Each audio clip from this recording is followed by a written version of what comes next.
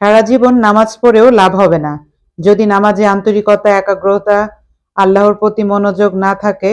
সময় মতো নামাজ আদায় না করা হয়, নামাজকে গুরুত্বহীন মনে করা হয়, অথবা নামাজের মূল উদ্দেশ্য আল্লাহর স্মরণ ও সন্তুষ্টি ভুলে গিয়ে কেবল যান্ত্রিকভাবে পড়া হয়। যেমনটা সূরা মুমিনুন ও মাউনে উল্লেখ আছে, আন্তরিকতাহীন ও উদাসীন নামাজে কোনো বরকত থাকে না, বরং এতে আল্লাহর অসন্তুষ্টি বা শাস্তি হতে পারে। নামাজে মনোযোগ না থাকা, মন অন্যদিকে ঘুরে বেড়ানো, নামাজকে হালকাভাবে নেয়া, ওয়াক্ত মতো আদায় না করা বা ছেড়ে দেয়া, যা কুফরি পর্যায়ে নিয়ে যেতে পারে।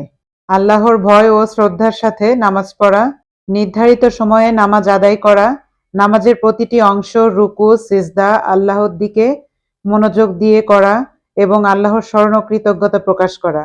সঠিক নিয়মে রাসূল সাল্লাল্লাহু আলাইহি সাল্লামের দেখানো পদ্ধতিতে নামাজ আদায় করা। নামাজ শুধু পড়লেই হবে না, বরং তা হতে হবে আন্তরিক, মনোযোগী এবং আল্লাহর সন্তুষ্টি অর্জনের উদ্দেশ্য। তা না হলে তা থেকে কাঙ্ক্ষিত লাভ আসবে না।